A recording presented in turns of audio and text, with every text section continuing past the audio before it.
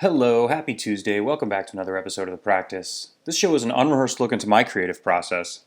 I'm Stuart. I'm a 3D artist, illustrator, designer, and your pal, and I'm excited and thankful to have you back again for another episode this week.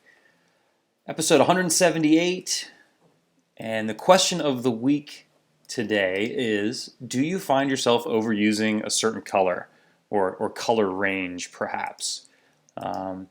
For me, I think I'm guilty of sort of using the like greens and green blues, kind of teals and stuff in that range. I'm definitely a huge fan of green. Definitely use that too much, maybe? I don't know. If you look at my website, you'll definitely see a lot of little green thumbnails before you click into projects. And lately I've been doing a lot of sort of blues and purples and stuff as well. And I guess an extension of that question is that a problem? Do you mind? So let me know what you think in the comments below or in the live chat section while we're streaming. So this week, we're doing something a little bit different than we normally do in that I'm going to be starting with a piece of geometry from a previous project. Now, typically, I try to, create a piece of art from the ground up every day, but I figured that, with what I wanted to create, there was a good chance that I would spend most of the time just kind of creating a usable hand model and rigging it. And I've got sort of a vision of what I want to create, sort of like a picture in my head that I'm kind of knocking around. And I wanted to get through the hand modeling part of the process fairly quickly. I will give you a bit of background how I generated this mesh. Is I actually used Adobe Fuse, which is included in the Creative Suite process. In the Creative Suite, I guess, package of products, and it allows you to create really simply, bipedal characters, and it also allows you to, to transport or to transfer those models over to Mixamo for easy rigging and posing. And so what I did was just take one of those human characters, quickly exported it to Mixamo, and then that generated this. It actually generated an entire, bipedal human rig, which I didn't need all of. What I really needed was just the hand. So I went in and, downloaded the rigged piece from Mixamo, and then I just deleted everything that I didn't need. I downloaded that model, pulled it into Cinema, and just got rid of everything I didn't need. So most of the skeleton I got rid of, and of course most of the model I got rid of. And then after I did that, I went through and I just kind of smoothed some things out. I got rid of the normal map. As you can see here, I threw a smoothing deformer on the hand. I extruded and did like a matrix, what do they call it? Like a smooth shift. Let's see. So I grabbed all this and I did where is it? A smooth shift here, which just kind of pushes everything out. I guess the last important thing to note is if you want to modify a mesh that you've already rigged, is you can't really add new points or polygons. That's going to kind of break the rig. If you do, you'll have to paint them back into the mesh or to the rig using this weight tool. So anyway, all that being said, I've got this sort of simplified but realistically proportioned and rigged hand that I'm going to be using to create the illustration today.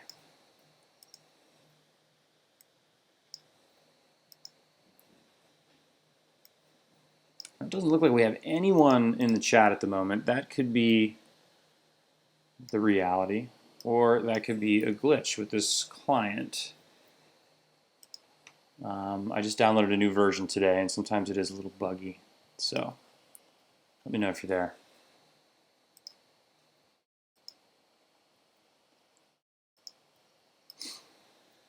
All right, so now I'm going to use these joints and just quickly pose this guy.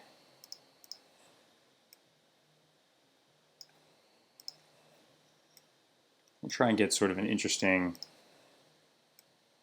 shape to the hand, something that's going to work well with kind of the abstract flowing background I'm planning to add. And what I'm going to do here is something sort of similar to what I've done in a couple previous recent episodes, which is have sort of a simplified subject matter and then create a really rich, flowing, abstract composition around them. And so that's sort of an interesting shape for the hand. So knowing that I'm going to be doing a still illustration and not like a model for production, I'm just going to really quickly and early on in the process sort of define my camera angle. I think I'm also going to go square format on this one. So let's go 960 by 960, which is a good starting dimension. We'll kind of zoom in a little bit.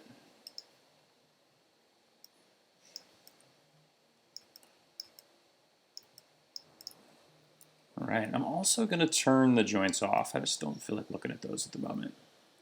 So I'm just going to go up to filter. I guess I'm not really turning them off. I'm just turning their visibility off in this viewfinder.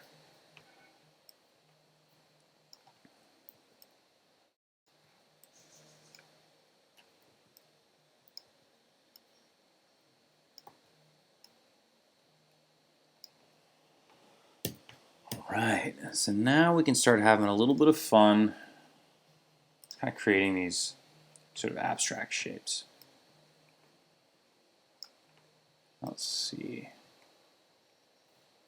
Did want to get a formula effector in here. And these things are kind of strange to work with sometimes. You can't really control them with your typical PSR tools. I guess you can rotate them, but you can't scale them. And what you have to do is go in here and alter the ratios, I guess sort of mathematically.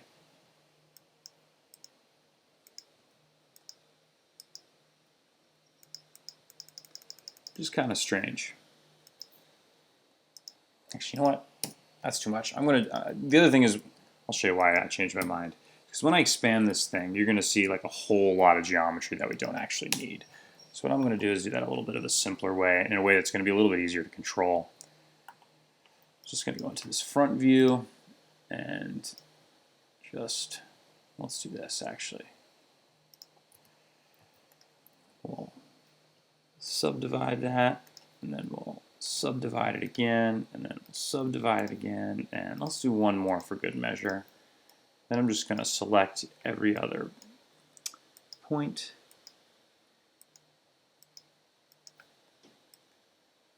And we got sort of a zigzag, and I'm just going to hit that.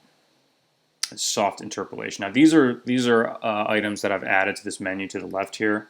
What you could also do is just go to soft interpolation here. But I use these so much, these point modifying commands, that it's worth just having them in the UI for me.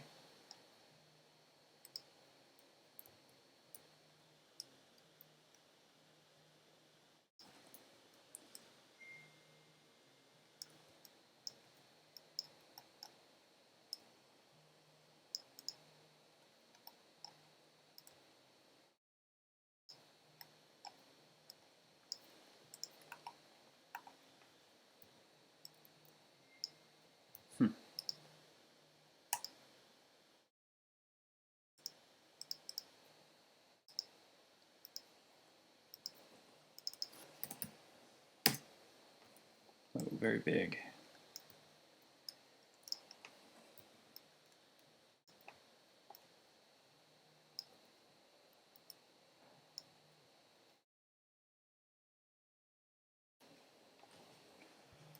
So let's sweep these.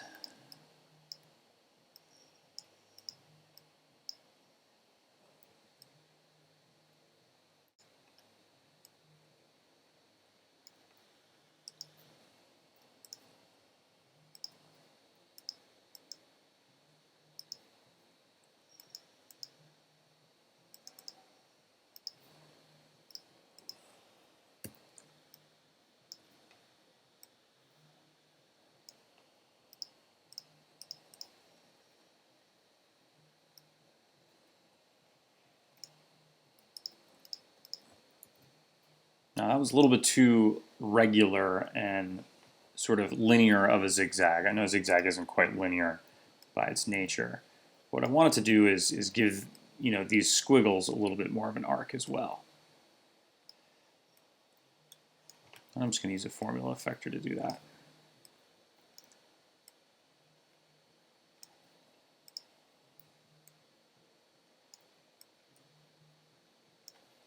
What I can probably do, actually, which I think will work better, is I will just do that to the spline itself, so that way the circle stays a consistent size.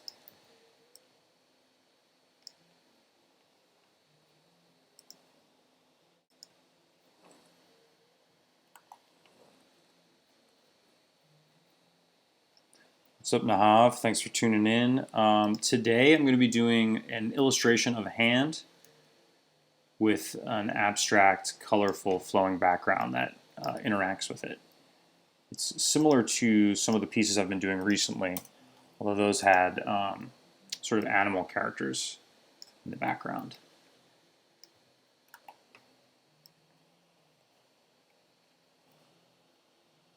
So that shape isn't quite it, but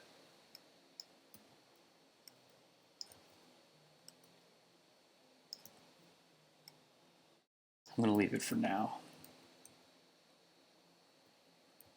That's weird.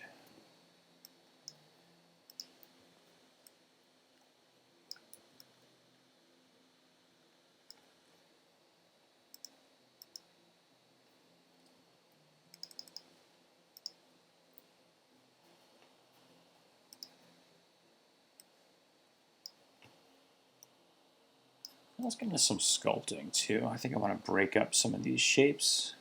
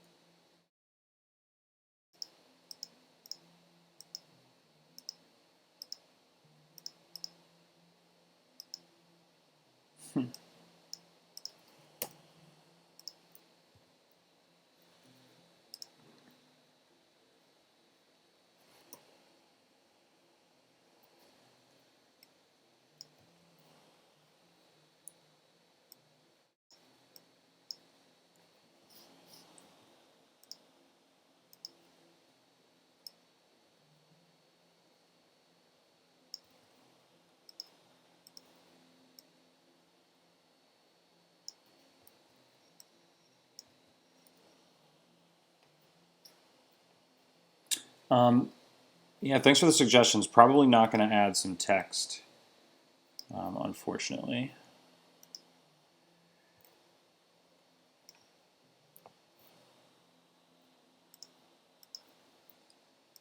There we go. It's not working so well.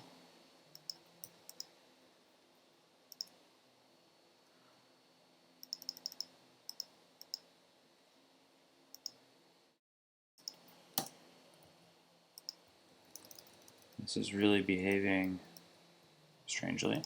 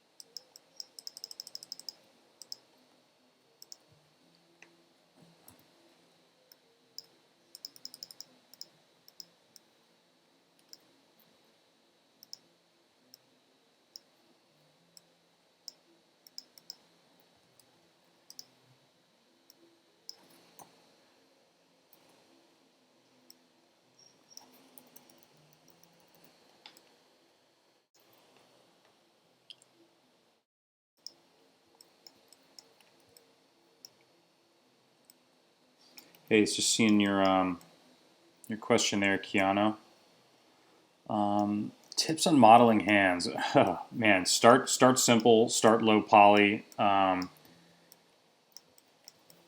Add detail slowly. Get your proportions down before you start adding in details and fingernails and knuckles and stuff like that. Use lots of reference too. But to be completely honest, I actually didn't model this hand. I've modeled hands before. This is not one that I've modeled. What I did here is I just used Adobe Fuse to generate like a human character. And then I used Mixamo to rig it, and then I just deleted all the bits that I didn't need, and then sort of modified and simplified this hand model just a little bit. The big thing that helped was actually using a smoothing deformer inside that mesh.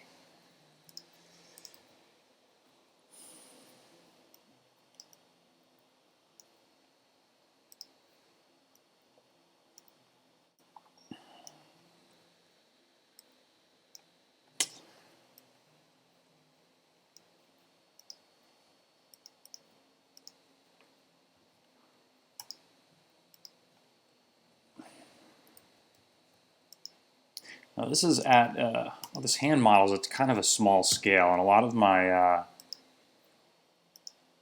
the way I'm used to seeing things is not holding true. Like for example, the volume mesh, I had to turn the subdivisions way down.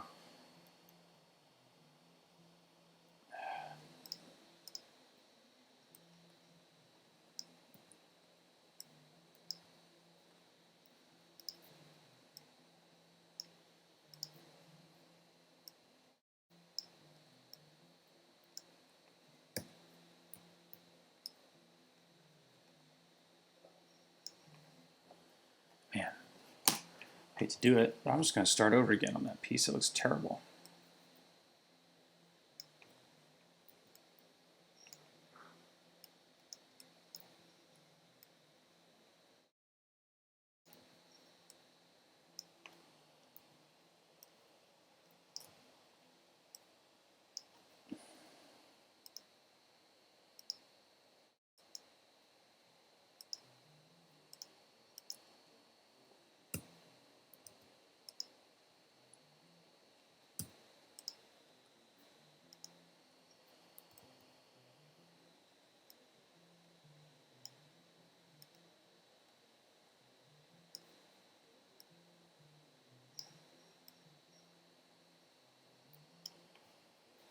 What's up, Chris Freud? Thanks for tuning in, man.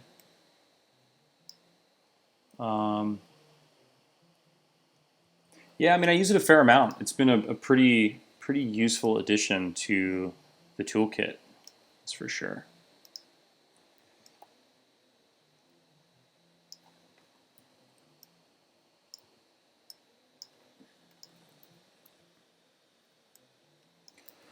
All right, so now I want to start compiling some of these things and really start building out the composition. It looks pretty terrible at the moment. Got plenty of work to do here.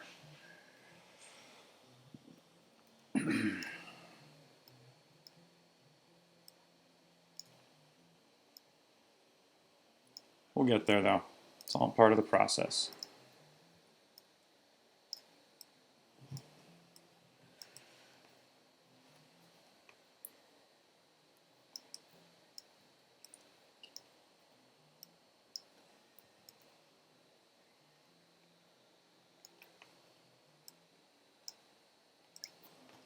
I find that oftentimes just a couple gestural strokes, just some lines running through the composition can help you figure out what to do. Just be a starting point to make some decisions against.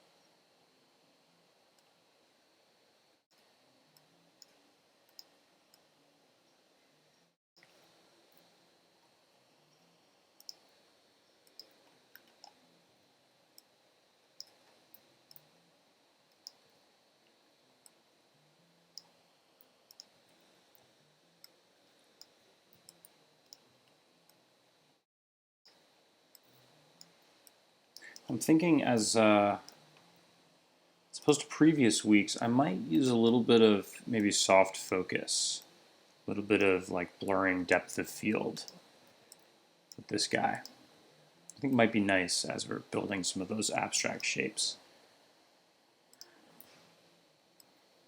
Whoa there.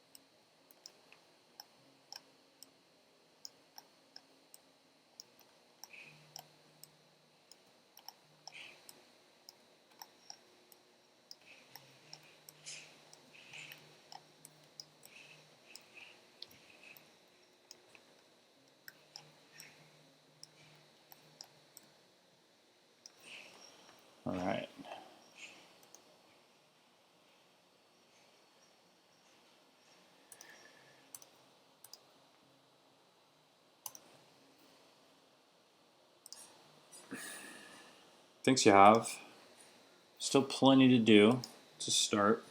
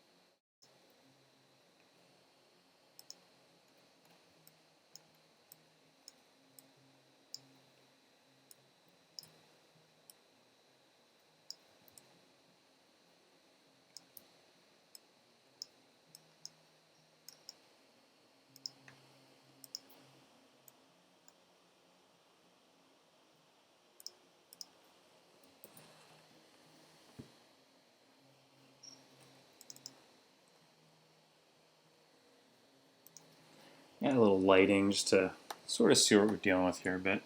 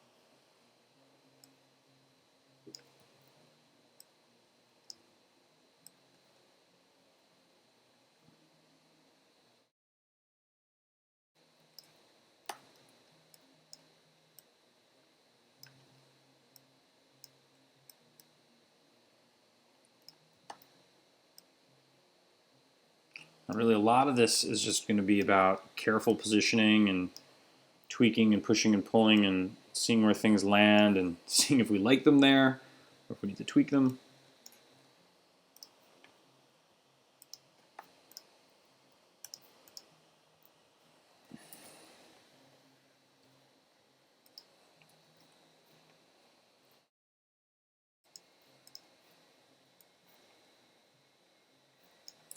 I think I'm going to try and generate something in a separate file. Let's see here.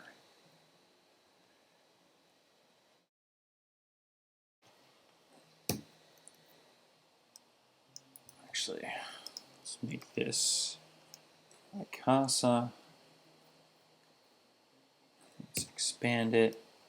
Let's grab the sculpt tool.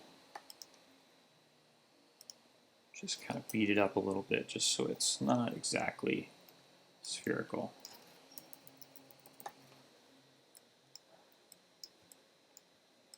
Just a little bit, barely perceptible. Just a little bit here and there. Whoop.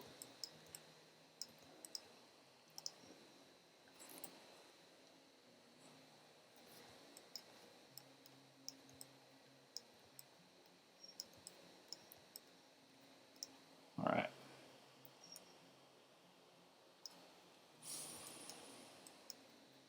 So let's clone them. I think that should be enough.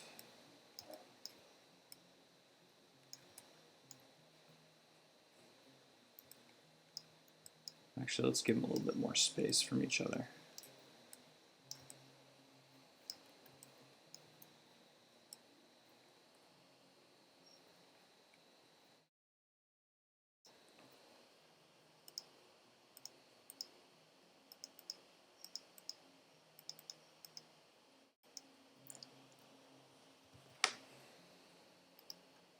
Thank you very much. Have a good restful sleep. Whatever your name is, I'm sorry I can't pronounce that. I can't read it.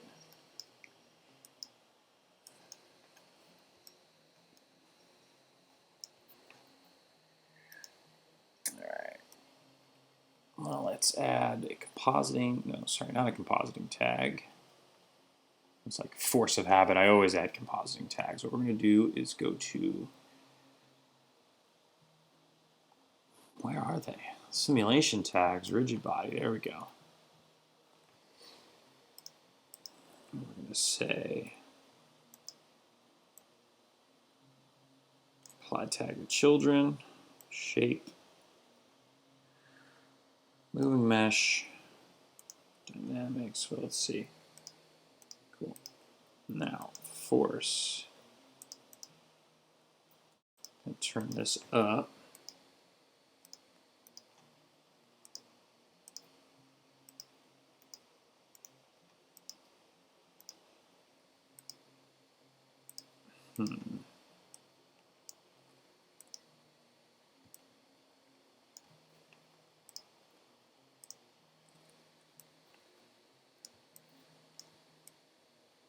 Yeah, let's move everything together. This is what we wanted. I kind of wanted a cluster here. Well,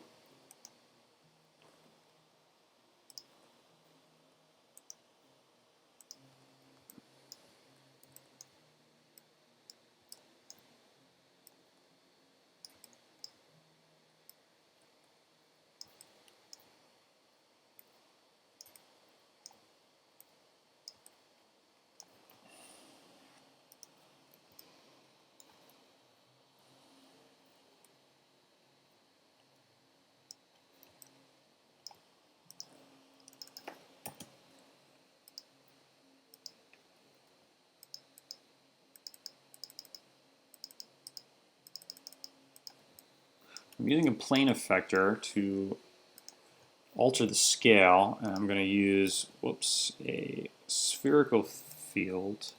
So that's only applied to those objects most closely in the center.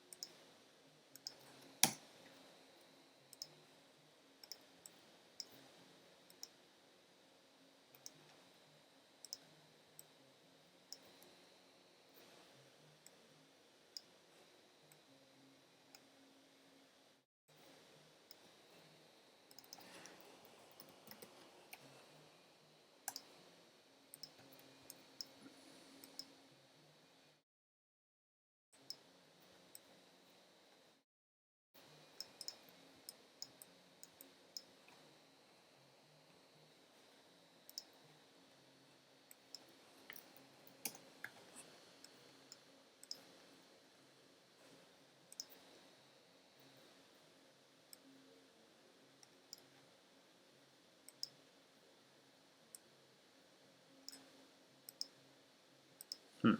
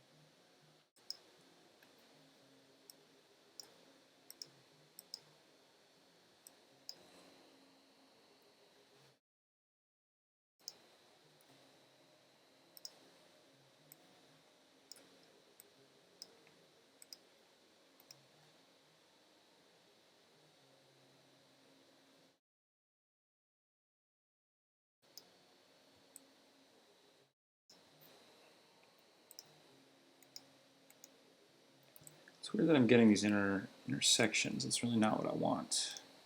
Let's see here.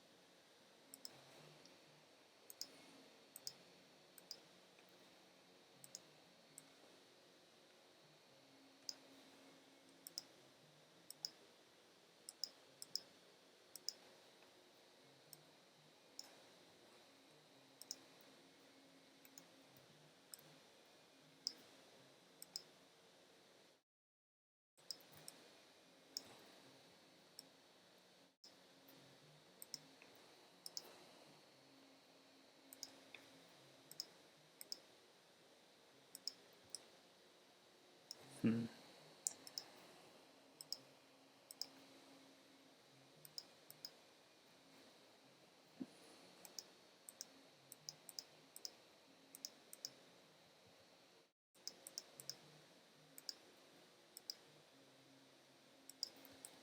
There it is.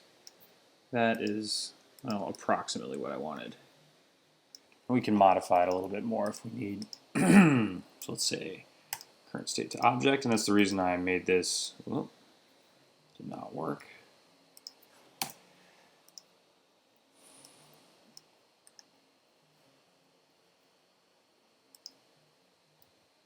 no. I guess I'm gonna have to go through and cache all this if I want it to work.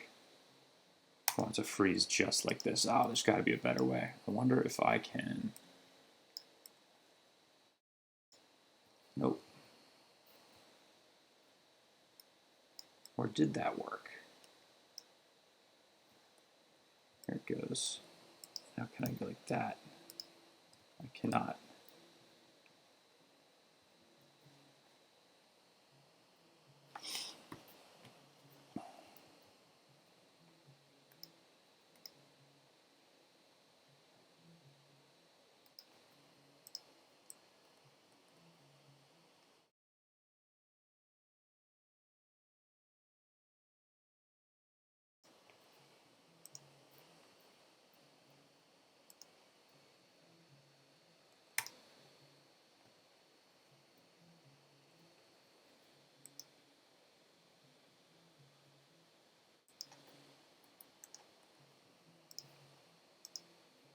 All right, there we go. I'm going to use this as a compositional element, but I'm going to take all my rigid bodies off first.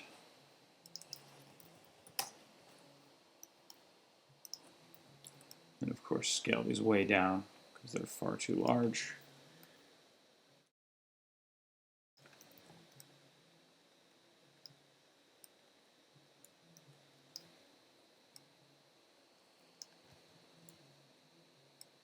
Yeah, it was kind of a tortured way to go through and get what I needed out of them. I've done things like this by hand in the past, and actually now that I've gone through those steps and being no MoGraph genius, I think maybe it didn't save me so much time. Could be that just doing it by hand is about as efficient.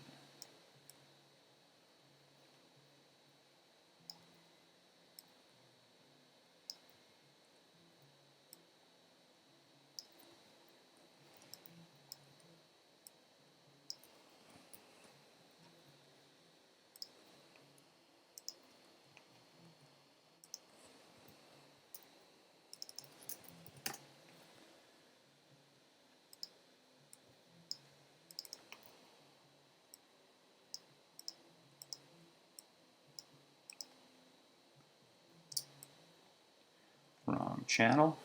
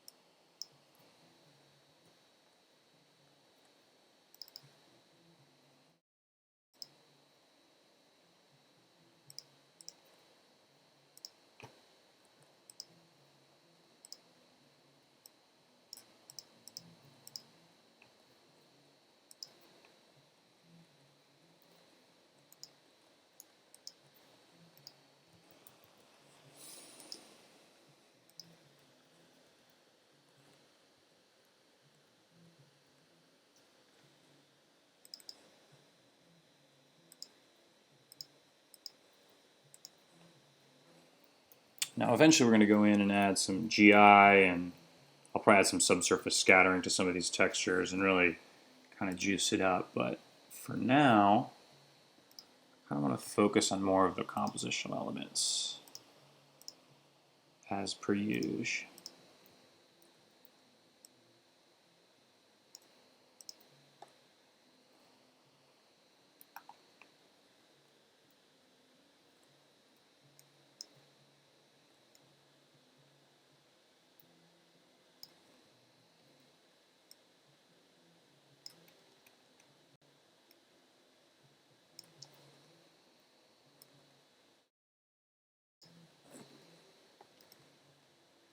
Whoa.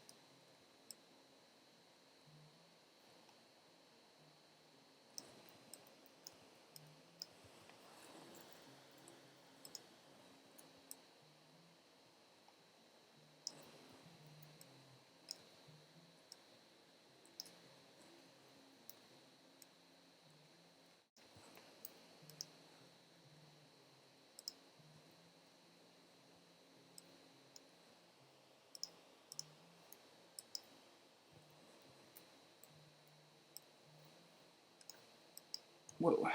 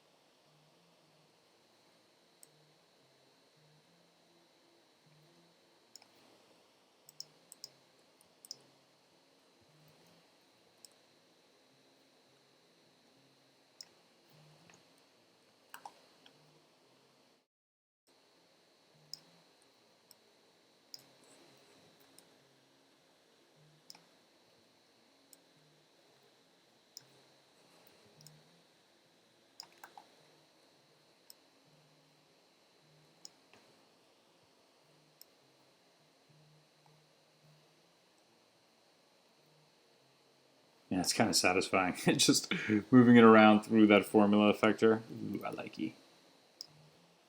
I think what I'm going to have to do though is pull this out of the hierarchy and give it its own formula effector, just so I can control it a little more carefully.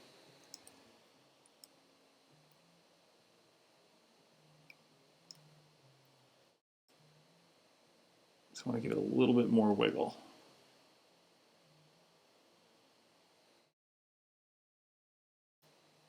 Let's see, how much wiggle? How much wiggle?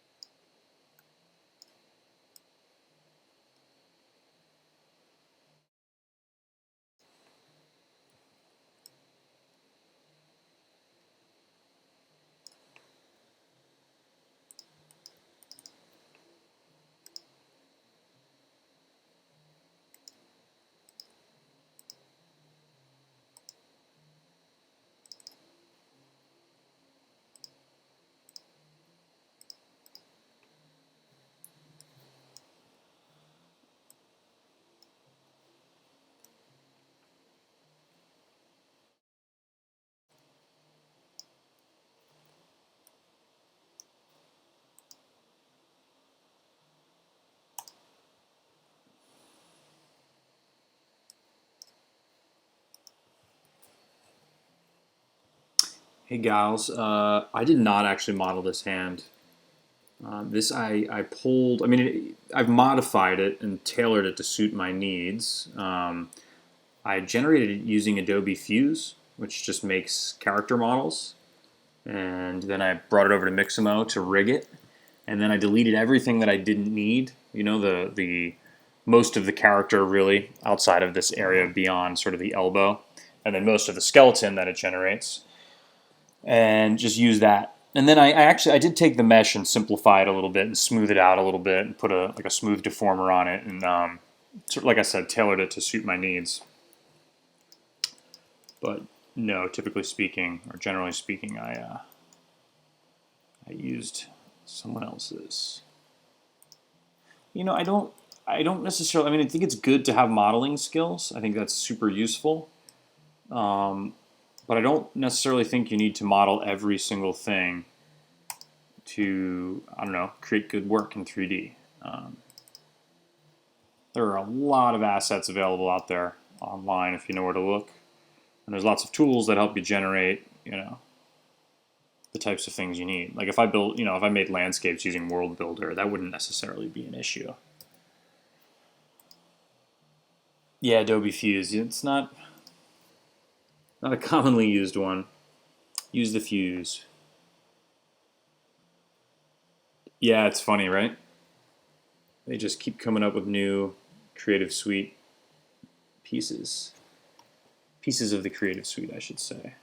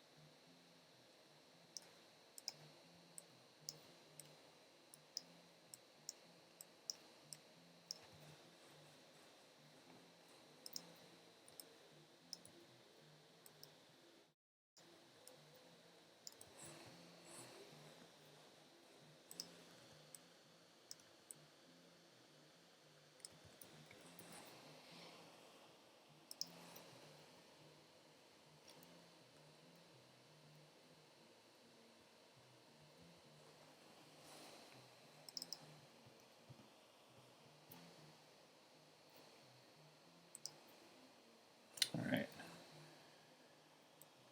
We need some more sort of diffuse overall fill lighting.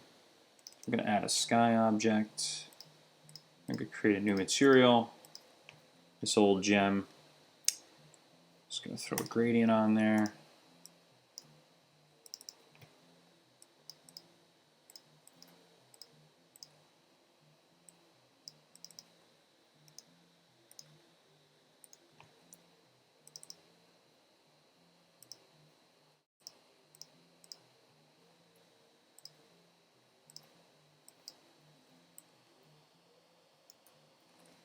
And of course, we need to throw on global illumination for that to work. So let's check that out. We'll throw it on low and on preview just so it renders a little quicker. And yes, let's interrupt the current rendering. Now we should have a vastly more bright and sort of less contrasty image here now that we've got that fill light and GI going on. Not as much as I was expecting, actually. Let's turn the gamma up a little bit. Let's throw on QMC, actually.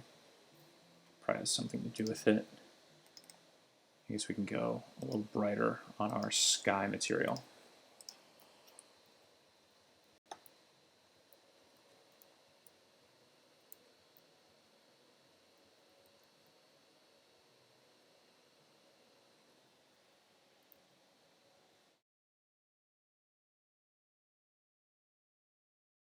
Now I think I need to start playing with textures and colors and materials a little bit.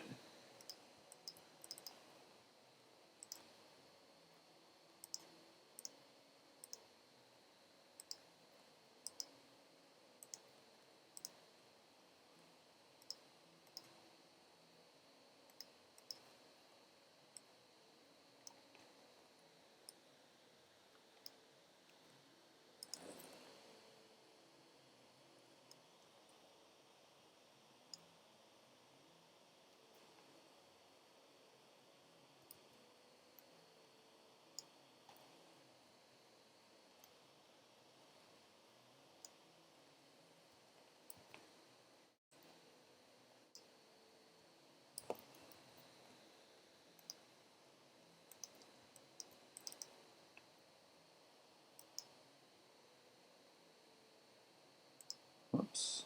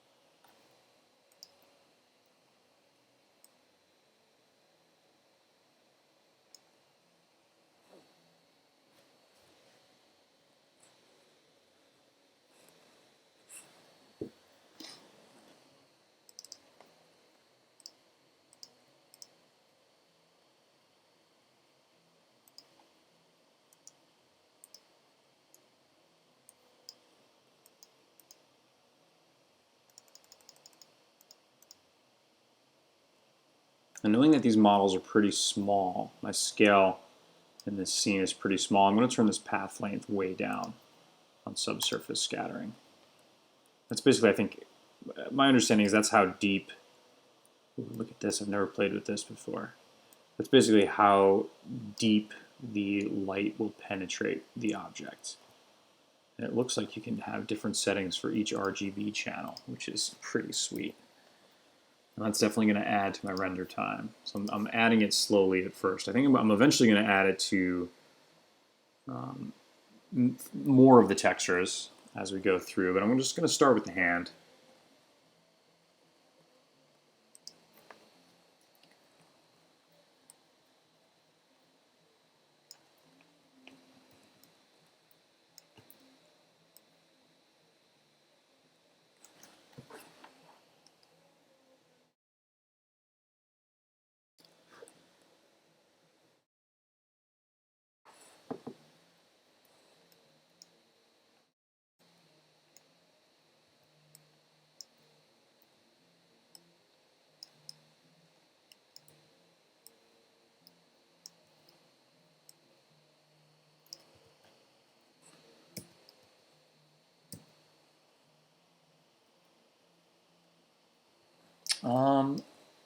Subsurface scattering is, I don't know. I don't think it's part of the physical render. I think it's just part of the material channels, the standard material channels in Cinema. I'm sure Octane has plenty of subsurface scattering type textures or presets. I mean, I don't know from firsthand experience, but I have to imagine that it does. I know that some rendering engines just sort of by default like it features subsurface scattering.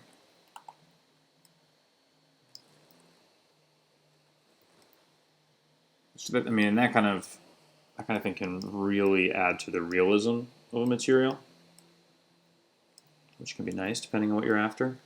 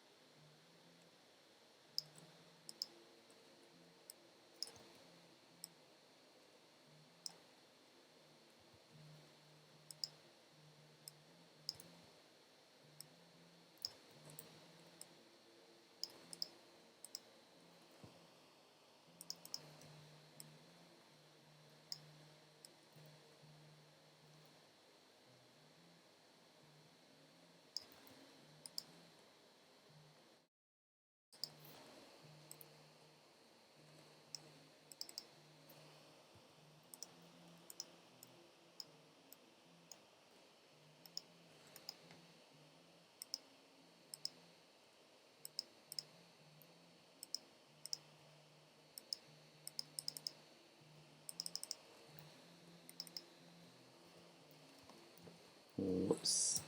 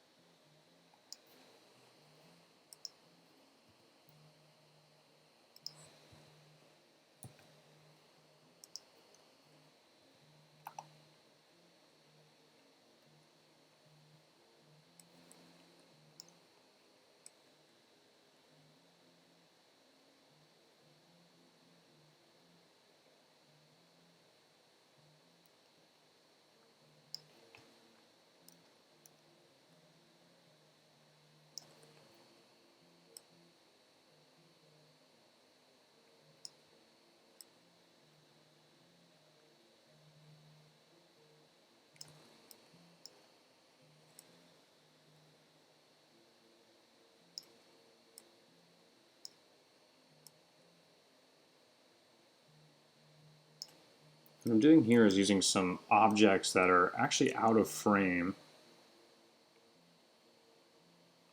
but I want to create some shadowing across the piece.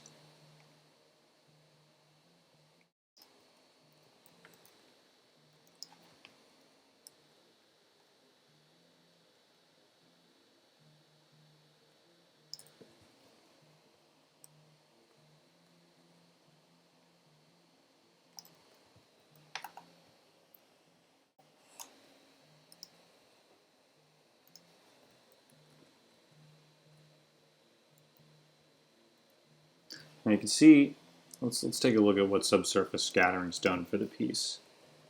This is without and this is with. You can see here, like on the thumb, how without, the subsurface scattering just kind of resides in the top edge of the fingers, or the light, the highlight from the light resides in this top edge, which is what you'd expect. But here you can see that the light starts to penetrate through the form. You can see it here too. Now some of these areas are still in the shadow, but you can see you have more of a penetrative effect with the light, which is more realistic, because that's what light does, especially with things like hands. Like you could picture, holding a flashlight up to the palm of your hand, you can see the light through your hand. Or if like someone's backlit, you can see light passing through their ear. All right, Chris, let me know how it works out. Thanks for tuning in. Hopefully see you again on a stream in the near future.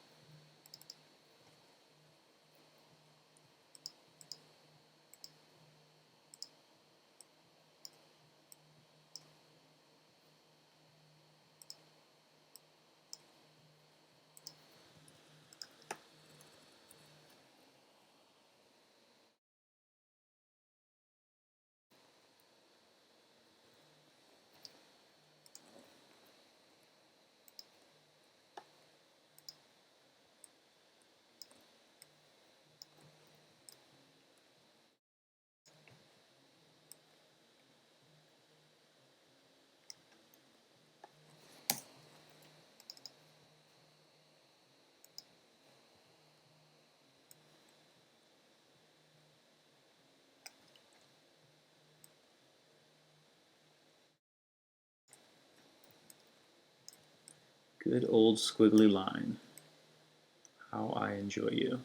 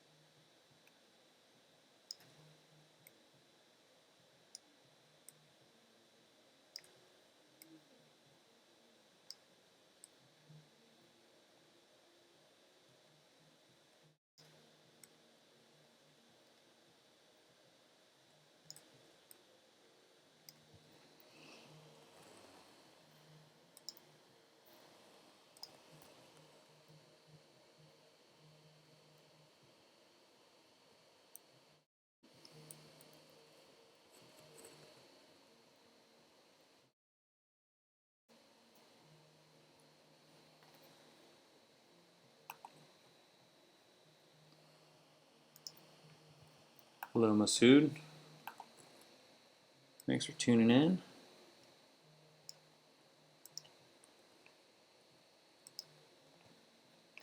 Now I'm going to see, I added those off-camera elements that were meant to shadow things. And I think because this is an area shadow, it's not as visible. So I'm going to do two things. One, under the shadow tab, I'm going to add 20% to the darkness, or to the density rather. I'm actually going to make it a little bit more saturated, add some blue to there. And what I'm also going to do is just test out how a soft shadow map would look. That should cast more sort of linear, hard-edged shadows, although the lighting is a little less realistic overall. But I just want to test and see how that'll look.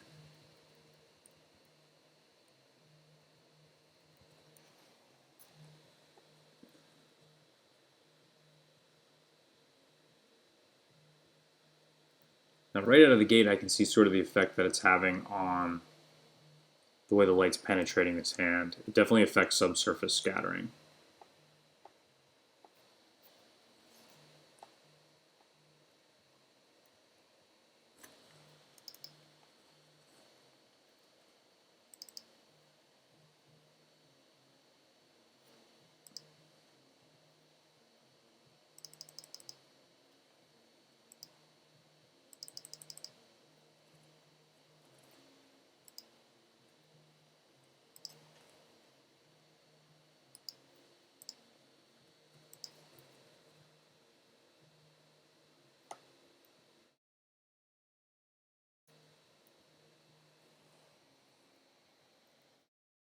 so I'm not a fan.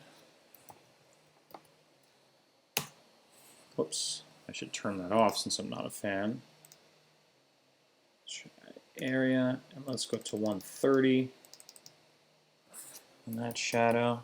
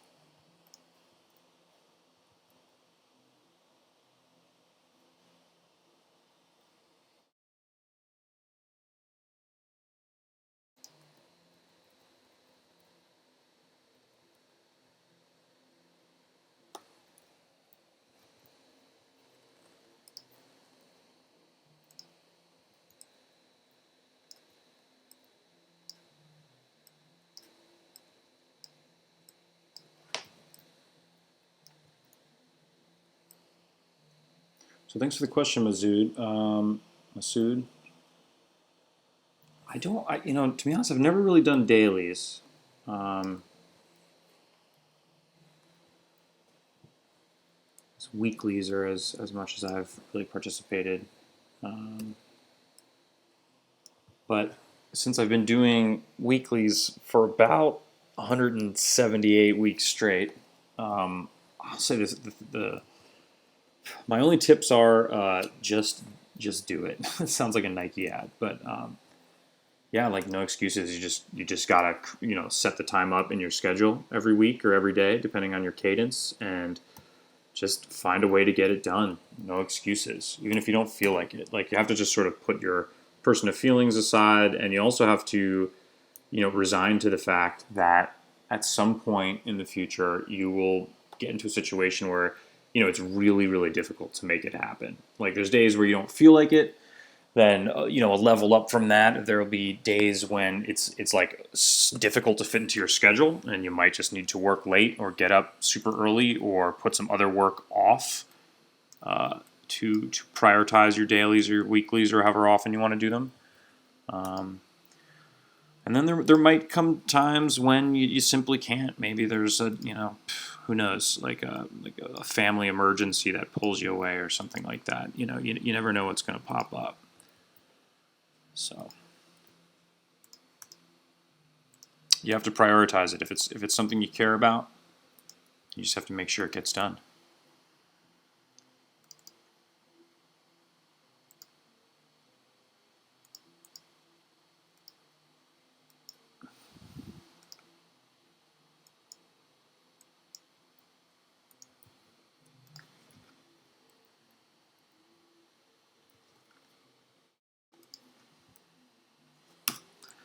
I don't like that dot.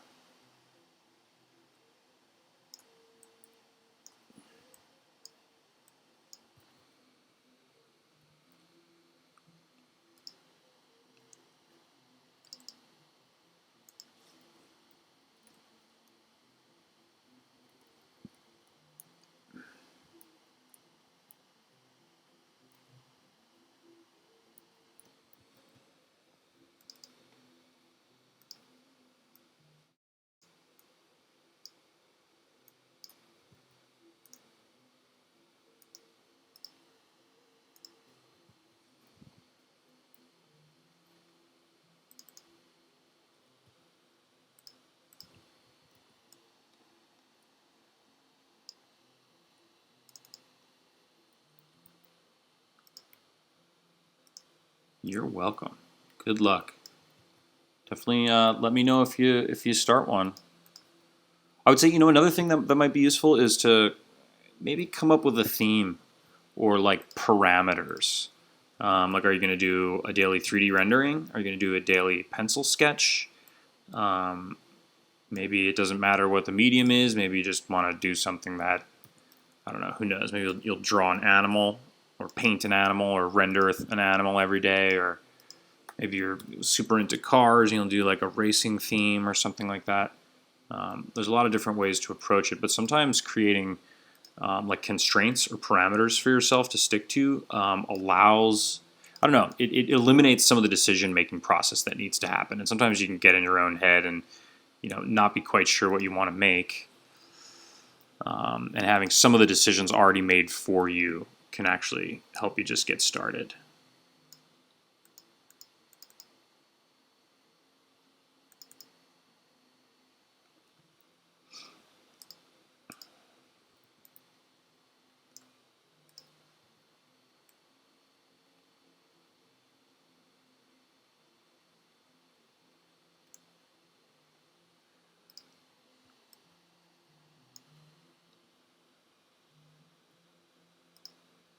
It is hard to choose one thing. Certainly. So find some parameters for yourself. And you could just do them you don't have to do them forever. Like, you could do them for a year. I know, like, when Beeple started doing his everydays, a lot of them weren't even 3D. Like, he was using like Illustrator and After Effects and stuff like that. And it seems like he started adding different programs as the years went on. I think one of the years he actually was like, all right, this is going to be a 3D year. Something like that. And he's amazing. He's been doing everydays since before everydays were even really like a thing that people knew about.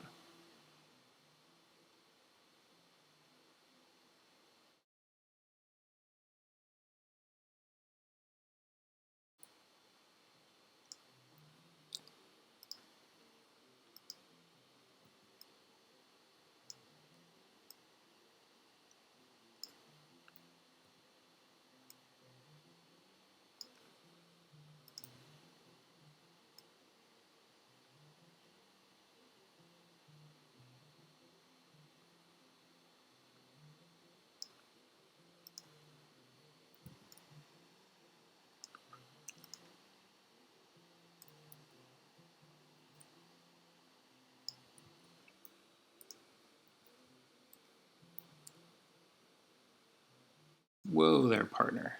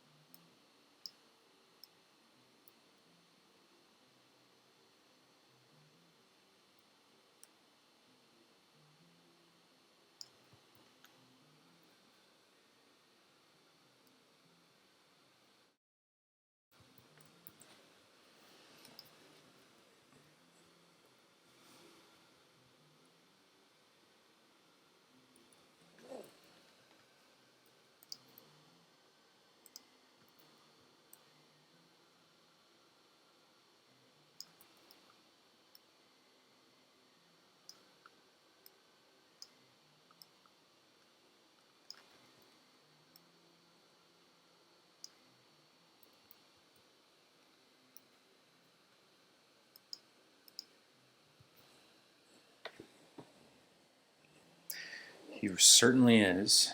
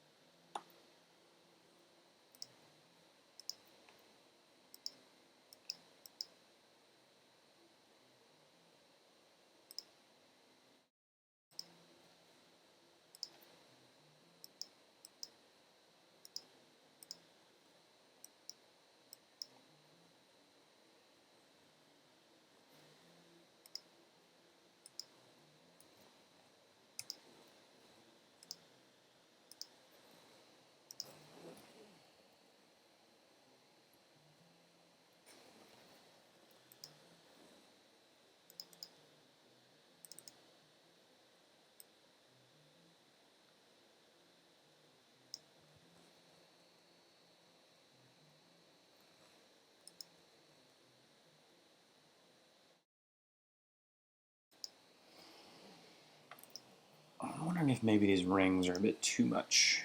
Yeah, I think they are. Yeah, it feels better already.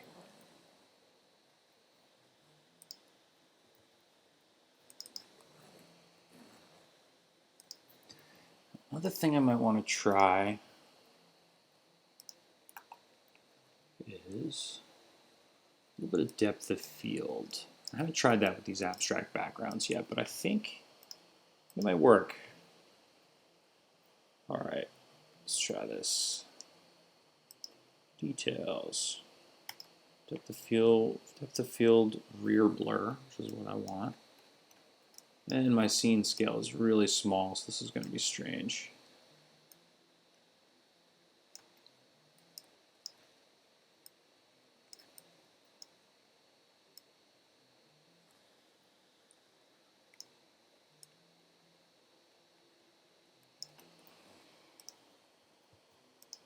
Now I gotta go in here and turn on depth of field. I often forget to do that. Turn up the blur strength. I'm going to turn it up just up to 6. A lot of times you don't need much, and I'm going to go for a subtle effect here. Don't want too much.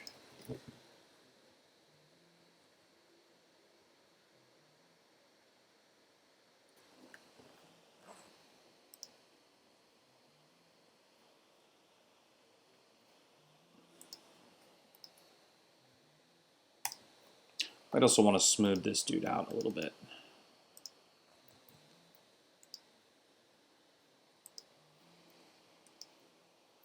So I threw a subdivision surface on it. I saw a little bit of jankiness and slightly low poly effects. So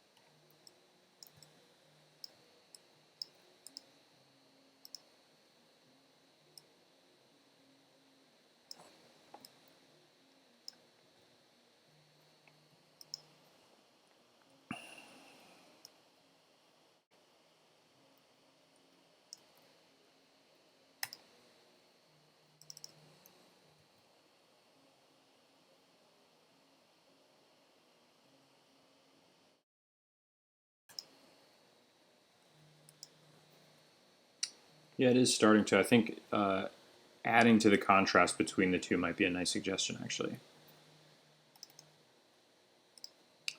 Just make it a little. Let's make it a little brighter.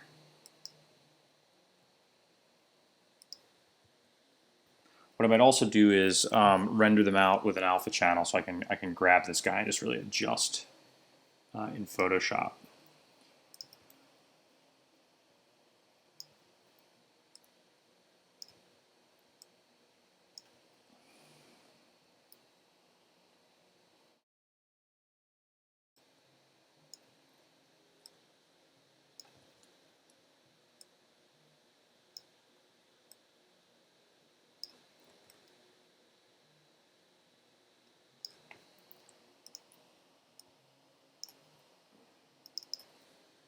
Now, in an effort to get more dense shadowing cast on some of these objects, what I'm doing is I'm actually making the objects bigger and bringing them closer to the area that I want to cast a shadow on. And then I'm turning off the Scene by Camera tab in, what do you call it, this compositing tag. So that way it's not visible, but it's much closer to the object that it's supposed to be casting a shadow on, which should make the shadow denser there.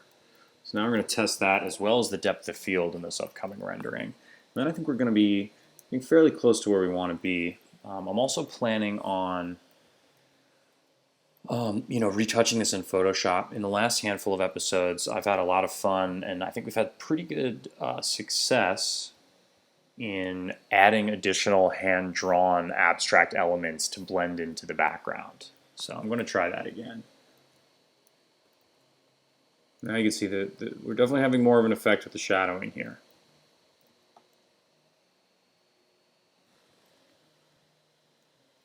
And the hand is definitely smoother as well.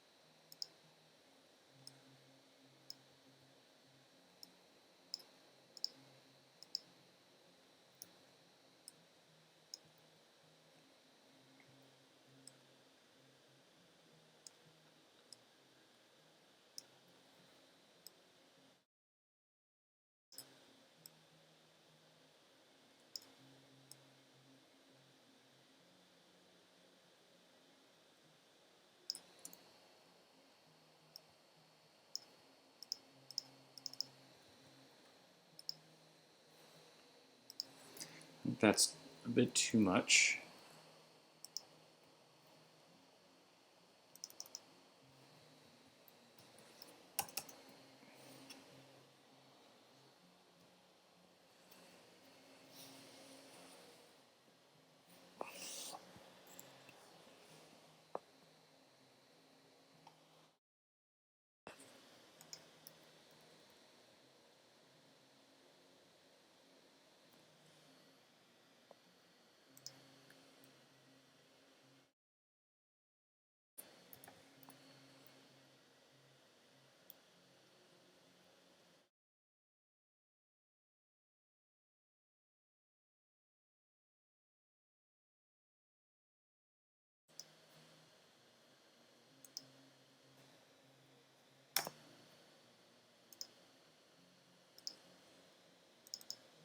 No, that's more the effect I kind of wanted.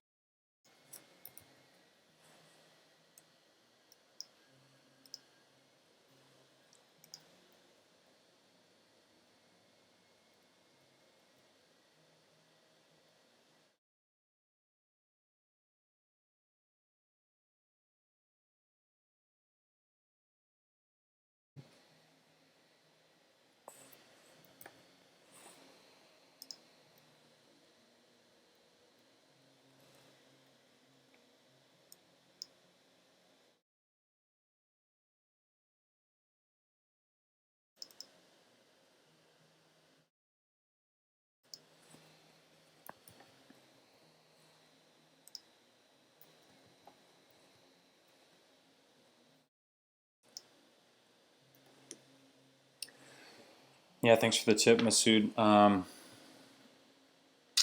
Yeah, we're dealing with a few things here. One, I don't have a super powerful machine. Two, we're getting fairly high polygon with the model. Three, I've got some transparency and subsurface scattering going on, which are expensive in terms of rendering. And finally, I'm also live streaming the process, which is a lot for the computer to handle. So, yeah, apologies for the little bit of a slow rendering here. I think we're getting quite close.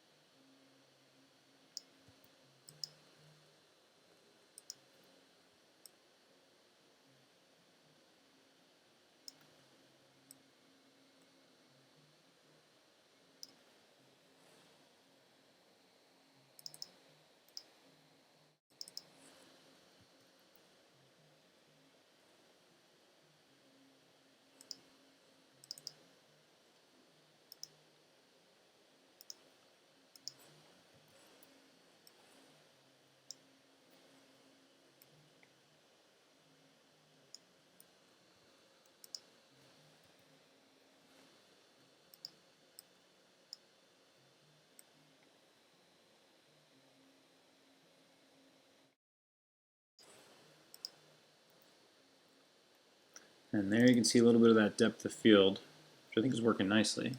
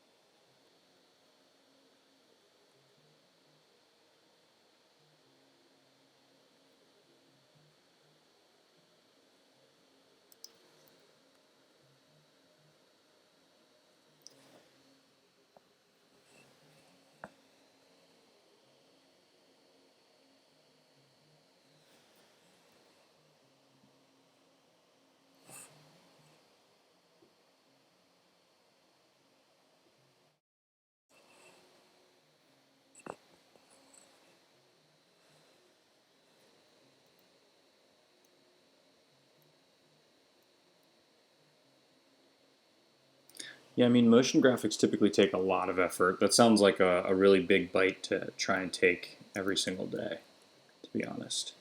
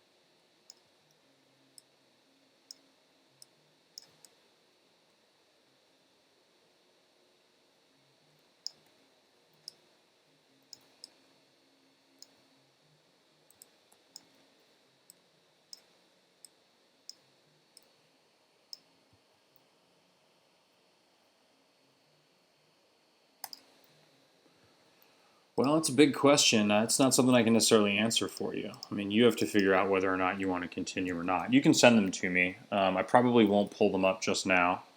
No offense. Definitely send them my way. I'll try and give you my opinion on them sometime this week.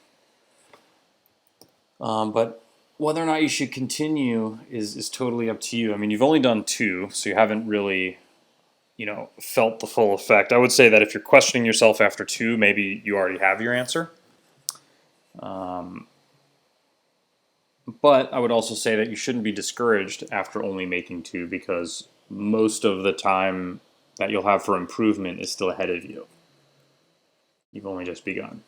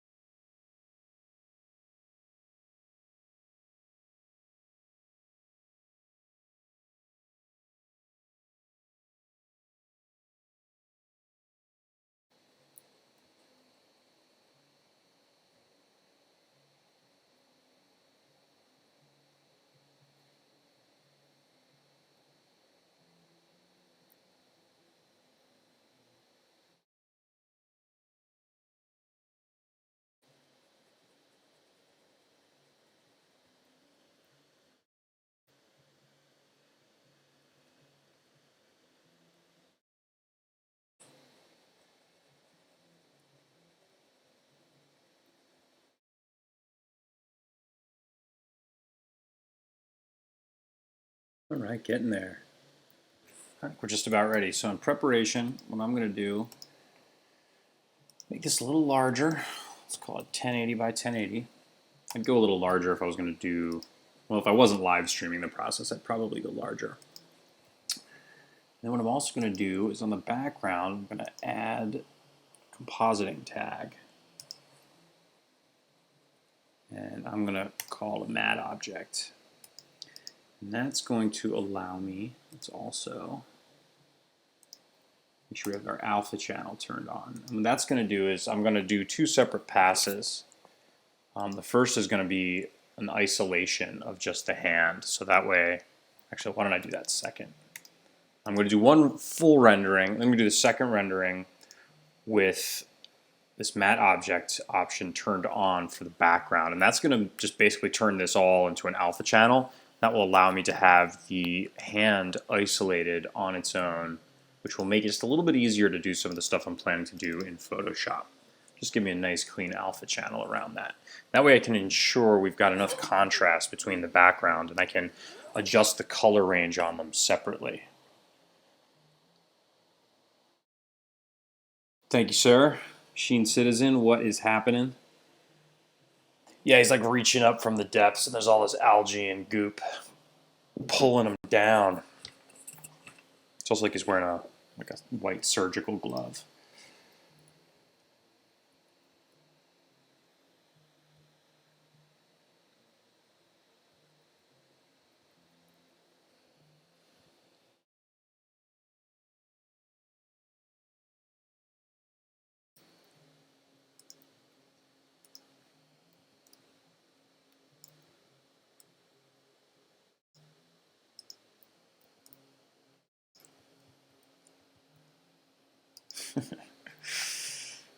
Yes, his experiment is exploding all around him. Quite sad. Quite sad, really.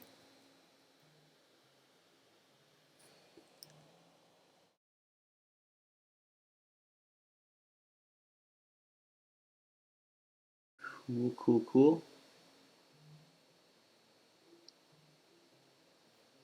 All right.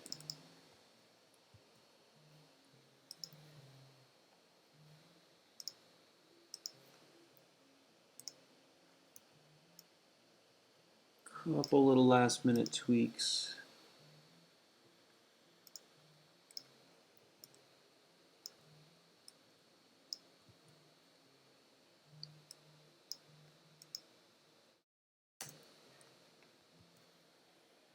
All right, let's rock it. So I've got a slightly larger version, which will be our, the brunt of our image. Really be our full rendering. And while that's going, I'm going to turn matte object on in preparation for our next pass. I'm going to fire up Photoshop.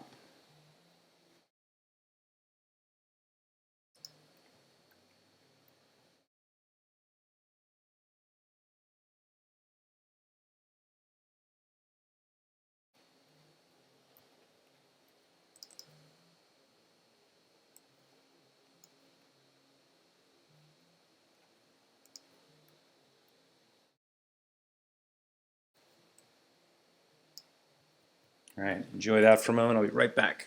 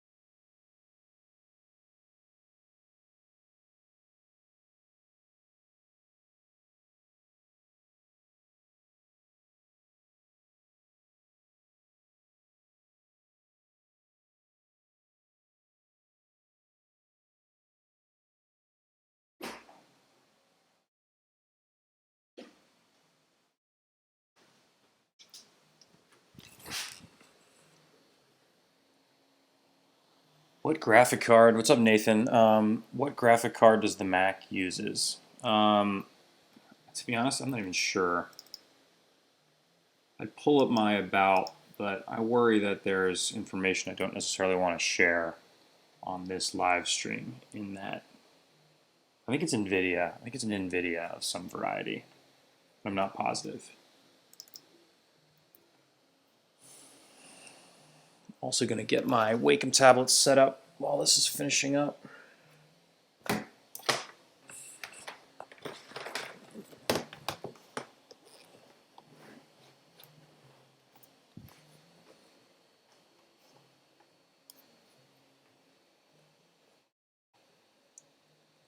Another thing I'd do if I wasn't live streaming, if I was going to be outputting like a final client illustration or something like that, is I would go in and I would turn these up a bit. I'd probably go to medium here.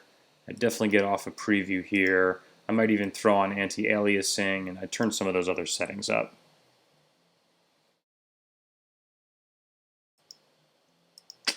That's what I figured. This is a mid-2015 MacBook Pro. I'm pretty sure it's an NVIDIA.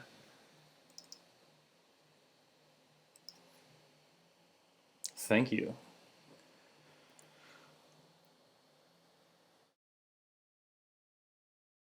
I don't know, is mid-2015 a modern MacBook anymore? Who knows at this point? I'm kind of behind the times. Although I do, getting a new machine is on my list of things to do in 2020.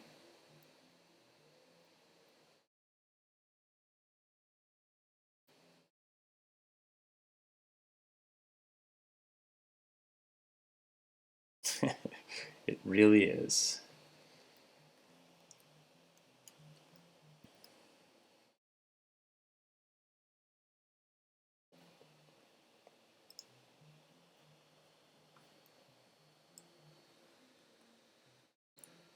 All right, chat, you go down there.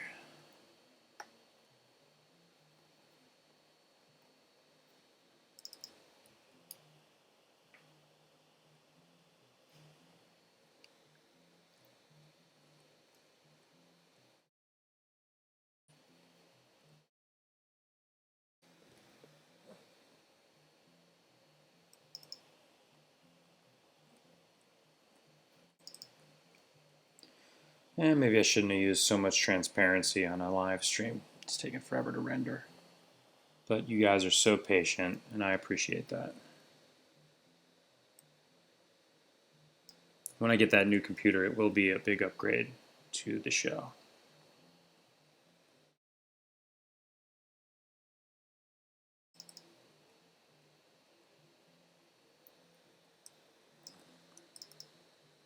Probably go through and paint out these little dots that are poking through. I'm not a huge fan of that.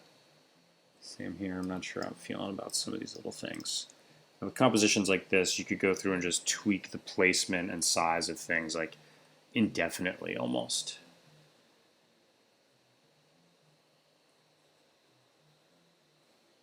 And I'd probably adjust the placement of this guy here a little bit.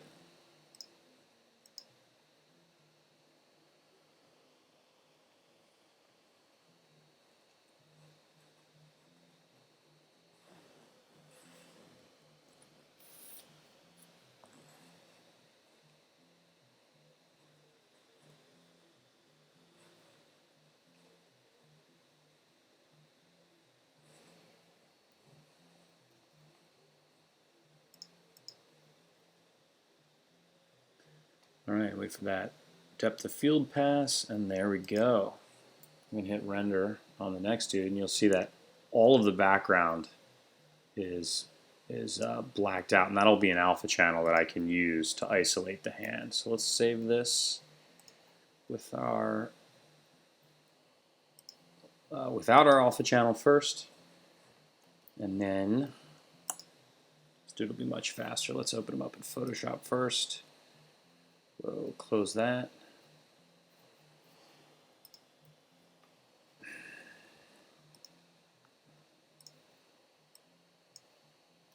Whoa, that is absolutely the wrong folder.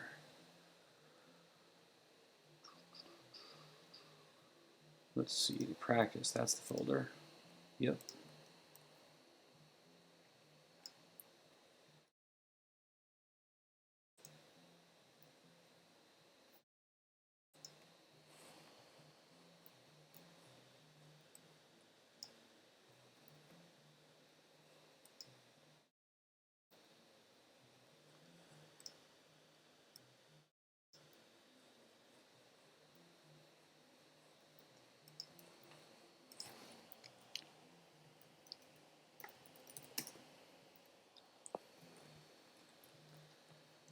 Now I can grab,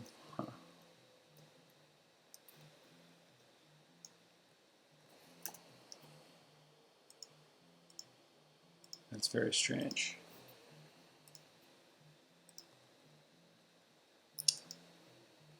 See, we got the alpha channel turned on, background, matte object. That's very strange. Well,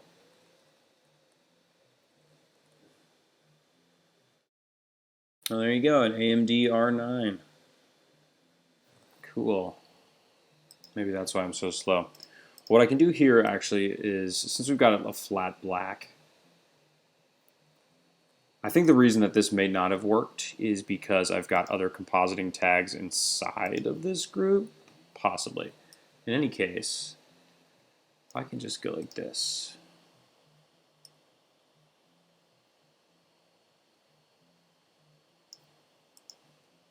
And bam. There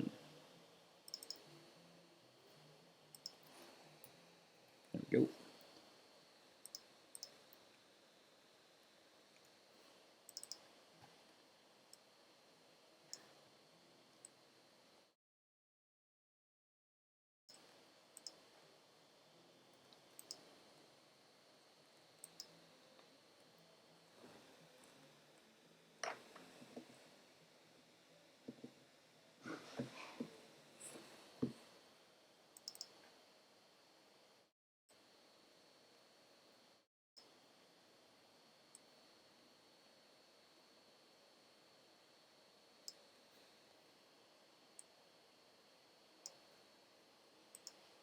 That'll be good enough for now.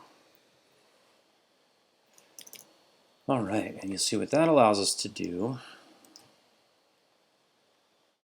is adjust the two independently of one another. And now I can grab this back layer and just kind of like, that's an exaggeration. I'm not going to do that, but you can see I can adjust the whole color range.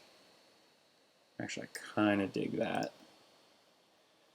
This guy can go levels. I can crank those levels up and then apply that just to the hand. Now we've got more contrast.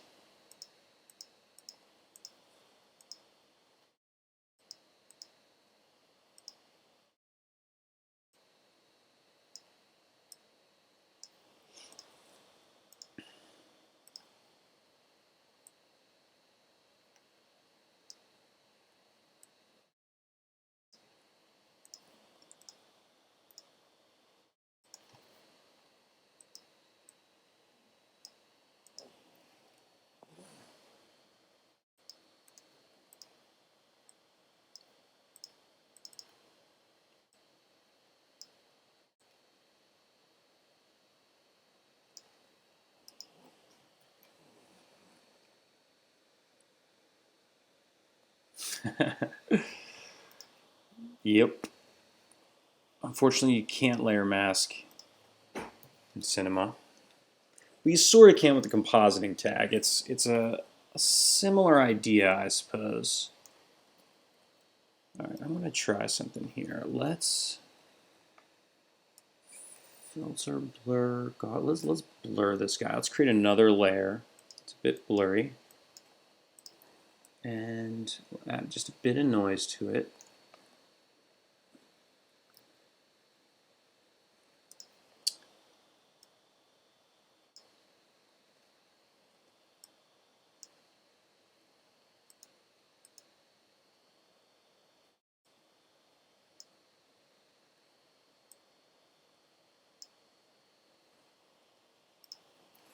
Oops. What I'm going to do is I'm going to mask all of that out. Oops. And I'm going to paint back in with this. I also think what I need to do is just match the color range a little more. So I'm just going to manually push this over into the blue range and just make it a little darker.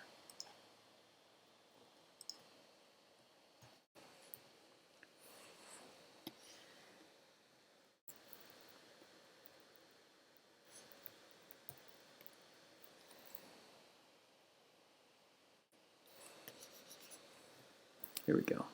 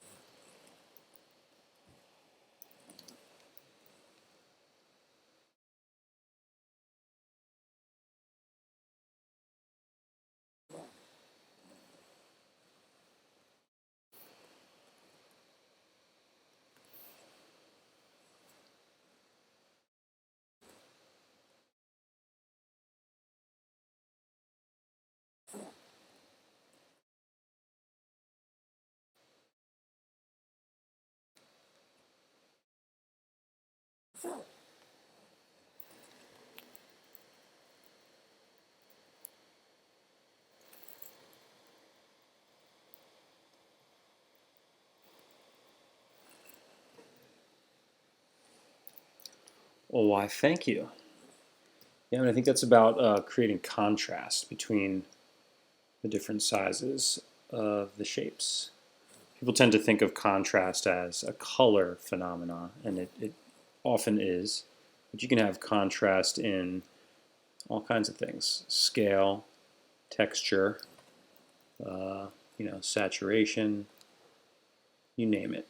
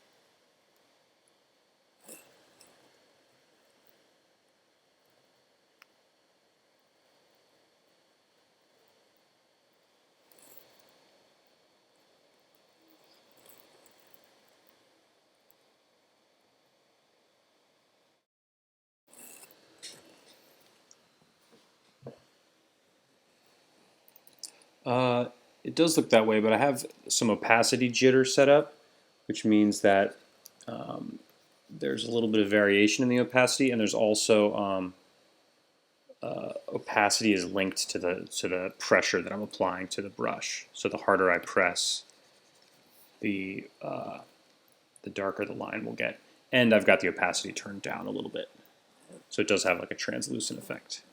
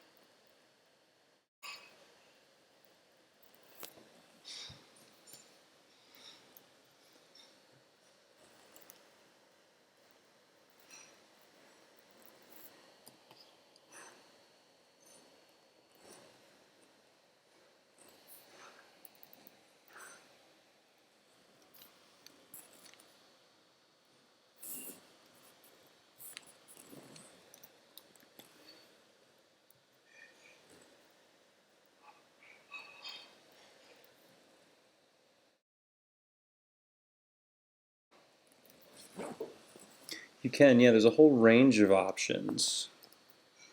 Oops. If you go into this brush palette, there's like all this shit.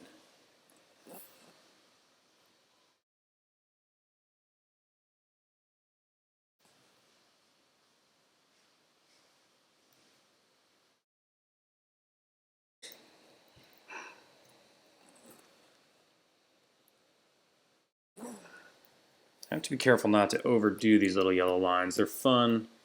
I think they're working.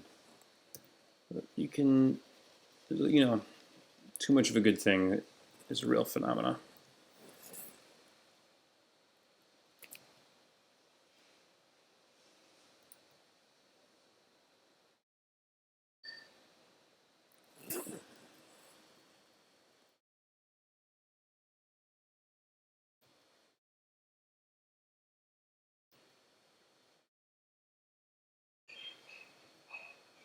Yeah, thank God for undo tool on this, huh? Let's try a little larger.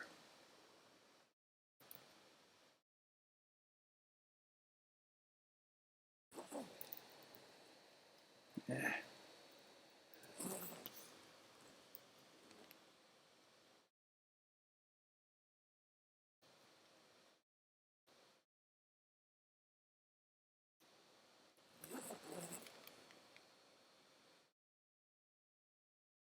Yeah, I'm not even a master of the Photoshop brushes. I know a little bit, but yeah, there's some really deep settings. People go pretty far down that rabbit hole.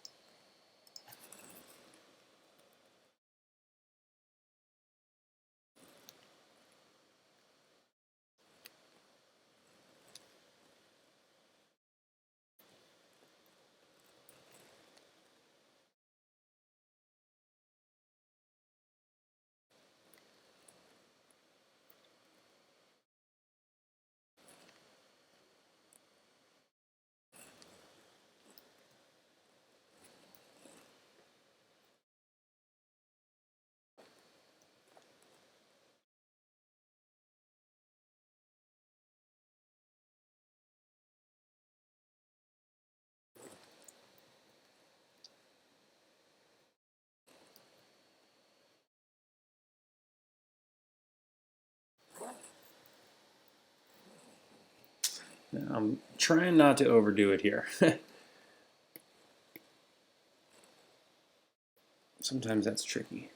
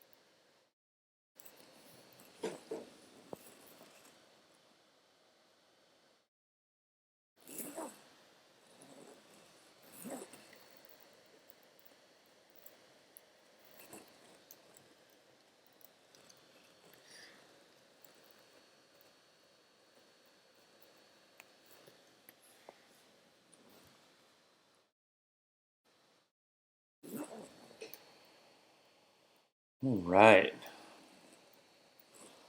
Let's see if we need one more bit of adjustment over top of the whole thing. Just get a little more contrast overall.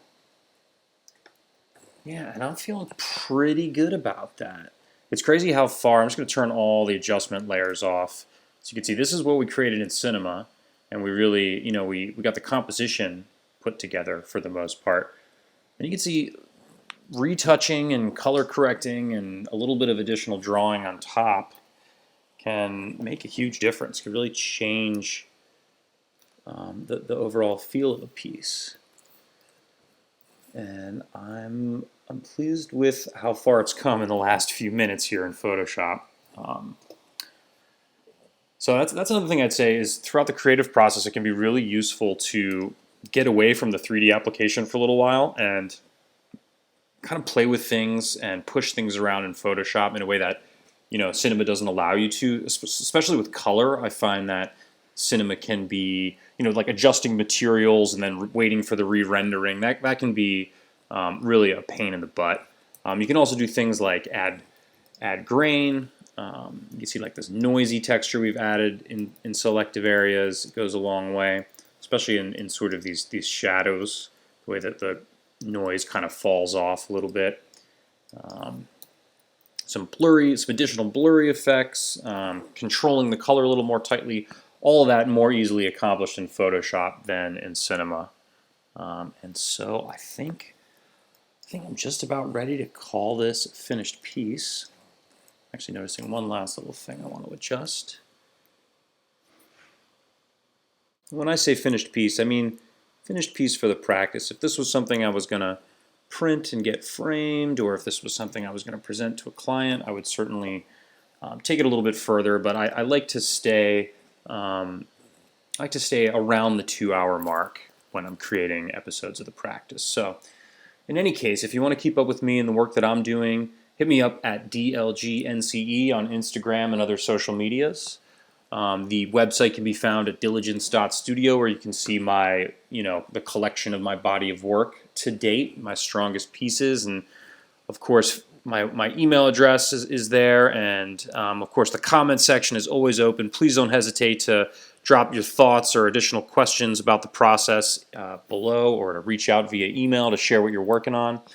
It's always a pleasure. I'm grateful to be, producing this work and climbing ever steadily towards the 200 episode mark. So, new videos every Tuesday. Hit that subscribe and thumbs up button. And until next week, this is Stuart saying thanks very much. See you soon. Bye.